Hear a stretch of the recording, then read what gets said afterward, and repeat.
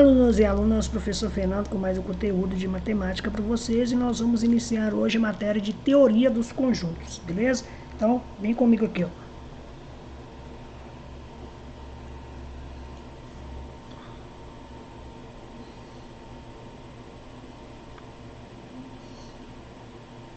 Para aqueles que não me conhecem, meu nome é Fernando Valgas, podem procurar lá no Instagram ou no LinkedIn, perfeito?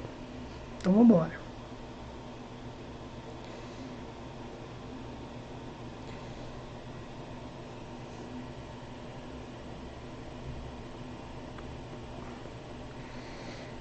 Pessoal, dá uma pausa aí na tela, lê essa questão e veja se você consegue resolvê-la. Conseguiu? Não conseguiu? Achou difícil? Então vem comigo aqui que você vai aprender. Eu vou iniciar agora todas as aulas dessa maneira, pelo menos a grande maioria. Eu vou mostrar uma questão, você viu a questão, consegue resolver ela? Pula para o próximo vídeo. Não consegue? Então fica comigo aqui, vamos aprender a teoria e depois vamos voltar de novo nessa questão, beleza? Tranquilo? Show? Vamos embora.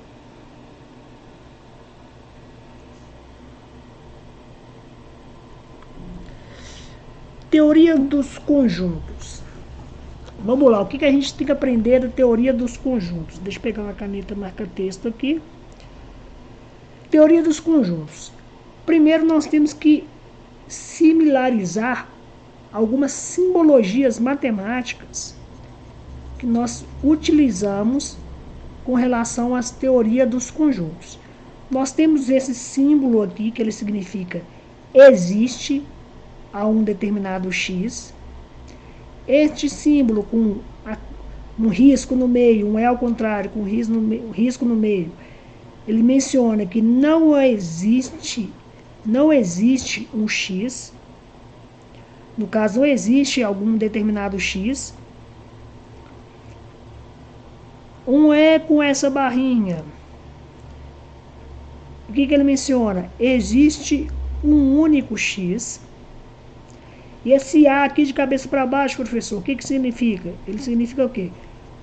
Qualquer X ou um X tal para todo X. Beleza? São simbologias matemáticas que nós utilizamos e temos que aprender na teoria dos conjuntos. Então, vocês vão pegar e vocês vão ver como que essas simbologias, elas impactam diretamente dentro da teoria dos conjuntos e dentro das resoluções da teoria dos conjuntos, perfeito? Não só na teoria dos conjuntos, mas na matemática como um todo, a partir de agora, beleza? Então, vamos lá. Reparem comigo aqui, ó. Vou pegar a caneta. Eu tenho x igual a 2, implica, esse símbolo aqui, ó, com a setinha para frente, é como se eu dissesse, implica se então alguma coisa, implica que x ao quadrado é igual a 4. Beleza? Nós aprendemos isso aqui lá nas aulas de radiciação. Nós sabemos aqui também que x ao quadrado, que é igual a 4, implica o meu resultado mais ou menos 2. Perfeito? Nós temos aqui também que, por exemplo, x igual a 3, eu tenho uma biimplicação, esse símbolo aqui significa biimplicação, conforme está aqui, implica e biimplicação, ou então, se somente se.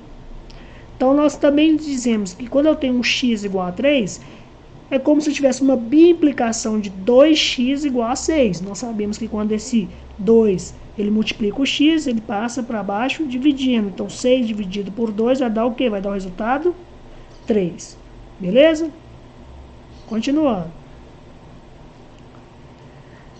Representações. Aqui nós vamos ver, por exemplo, a representação do diagrama de Venn. Professor, o que é esse diagrama de Venn? Galera, vocês vão perceber o seguinte, que dentro da representação, eu vou ter alguns círculos, no qual, por exemplo, se você for pegar aqui, ó, você está vendo que eu tenho um conjunto, um determinado conjunto, relacionado com a letra V, no qual esse conjunto, ele demonstra o quê? Ele demonstra suas vogais. Então, é o conjunto das vogais. Então, dentro do diagrama de Venn, que é esse círculo aí que eu tenho um V, quais são as minhas vogais que contempla as letras? Nada mais, nada menos do que, vamos pegar aqui a caneta, nada mais, nada menos do que o A, colore, o A, o E, o I, o O e o U. Então, dentro do diagrama de Venn, ele é representado dessa maneira. Letra A, E, I, O, U. Perfeito? Tranquilo? Tranquilo. Então, olha para você ver aqui, ó. Imagine se eu tenho um conjunto C qualquer, no qual eu tenho um número aqui, que são o número 5, o número 6, o número 7. Repare que isso aqui estende até o infinito. Lógico, se eu continuar escrevendo aqui, vai ter quais números? Vai ter 8, 9, 10, 11, 12, assim até o infinito. Eu não posso matematicamente escrever isso tudo, porque vai representar como se fosse um número enorme, tomaria conta todo do quadro aqui e mesmo assim não terminaria. Então, como que eu escrevo isso, professor? Eu escrevo isso da seguinte forma. Eu tenho um conjunto C, no qual ele representa uma igualdade, e esta igualdade eu represento descritamente, matematicamente falando, da seguinte forma, que o conjunto X, ele pertence, essa letrinha aqui significa pertence, aos naturais, tal que o meu X, ele é maior ou igual a 5. Por que ele é maior ou igual a 5, professor? Porque se eu colocasse somente maior que 5, aí continuaria contando do 6, 7, 8, 9, 10 até o infinito. Então, quando eu coloco maior ou igual a 5, eu estou incluindo o 5 dentro do meu conjunto C. Tranquilo? Tranquilo? Beleza? Beleza. Então, vamos lá, continuando. Deixa eu tirar minha cara aqui para vocês poderem ver, ó. Pegando a caneta, vamos lá. Agora aqui, ó, nós temos as questões e exemplos falando de pertinência. Então vamos lá, vamos falar sobre pertinência. Por exemplo, nós temos o A, que pertence às vogais. Até escrevi para vocês aqui, ó, pertence às vogais. Ou podemos dizer que ele é um elemento dentro da vogal.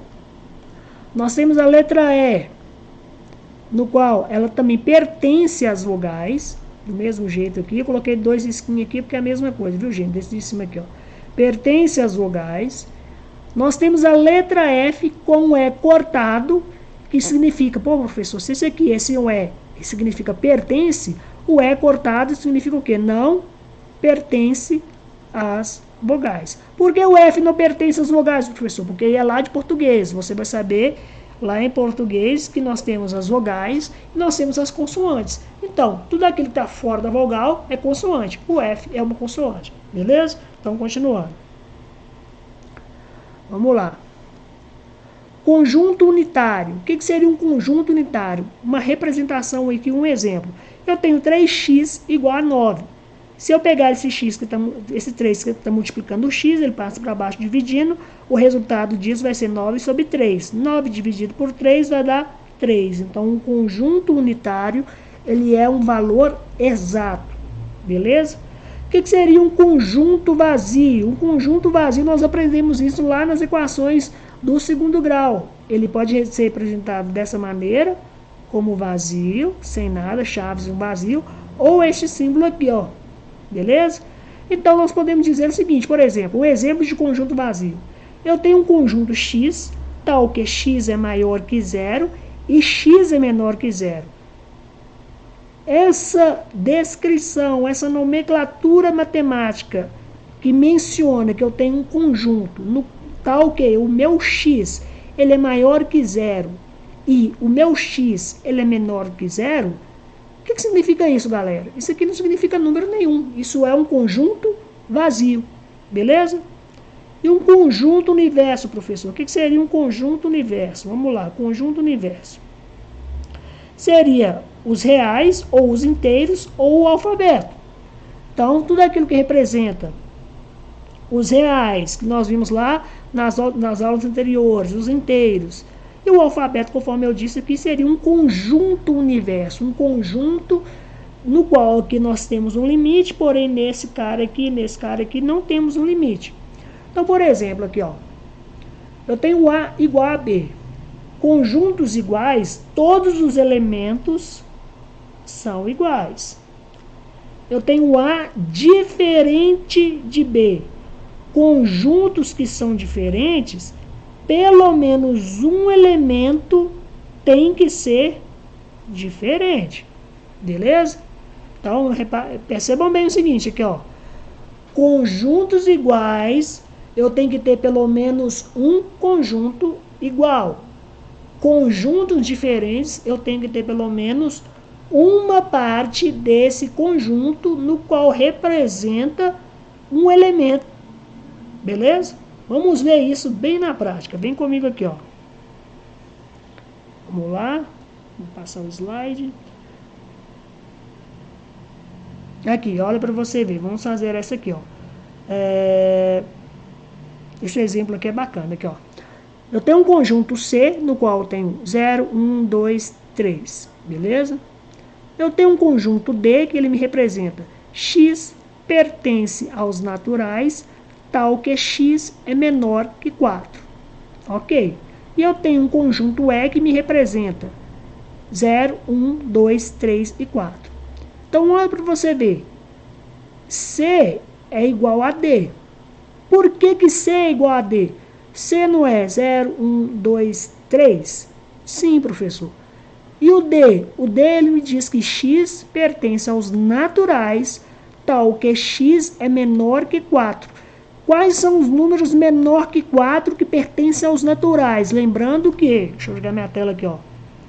Lembrando que naturais são números positivos, não são números negativos. Números negativos representam os inteiros, beleza? Então vamos lá. Continuando. Se eu estou dizendo que x pertence aos naturais, tal que x é menor que 4, então eu estou dizendo que 3, 2, 1 e 0 é igual ao meu conjunto C. Eu estou descrevendo isso dessa forma. Então, C é igual a D. Tranquilo? Tranquilo. C, ele não é igual a E. Por que ele não é igual a E? Ele é diferente de E. Porque, reparem comigo, que C vai até o número 3, o E vai até o número 4. Então, C, ele não é uma igualdade de E. Da mesma forma como ele não é uma igualdade de E, também ele não é uma igualdade de D. Porque nós dissemos que D, ele pertence aos naturais, tal que x é menor que 4. Tranquilo? Então, vamos lá, continuando. Agora aqui a gente vai fazer uma questão, para a gente poder praticar um pouco. Aqui, ó. Reparem comigo aqui, ó. Um conjunto A é definido pela sentença. Aí ele está me dando uma sentença. Qual que é essa sentença? X pertence aos naturais, tal que x é um número primo. Beleza, essa aqui é a sentença. Das alternativas a seguir, aqui contém somente números que pertencem a esse conjunto E. Então vamos lá, deixa eu jogar minha tela aqui. Galera, ele está perguntando o seguinte: ele tem um conjunto A, e esse conjunto A ele é definido por uma sentença. Qual que é essa sentença? Ele está falando que x pertence aos naturais, tal que x ele é um número primo. E das alternativas que eu tenho, A, B, C, D, ele está querendo saber quais dessas é a representação dessa sentença. Quais dessas é a representação deste conjunto dessa sentença. Então vamos lá, vem comigo aqui, ó. Vamos pegar a caneta aqui. Pegar a canetinha, pegar a cor vermelha. Aqui, ó, vamos lá. Ele está me dizendo a sentença, né? X pertence aos naturais, tais que x é um número primo. O que é um número primo? Nós sabemos que o número primo é um número dividido por 1 e por ele mesmo. Beleza? Então ele tem que ter esses dois critérios, ele tem que ser dividido por 1 e por ele mesmo. Dessa forma, o 1 ele não entra no critério do número primo. Então nós já podemos eliminar esse cara aqui, beleza? E esse cara aqui. E podemos eliminar essa questão, letra B e letra E não são minhas alternativas.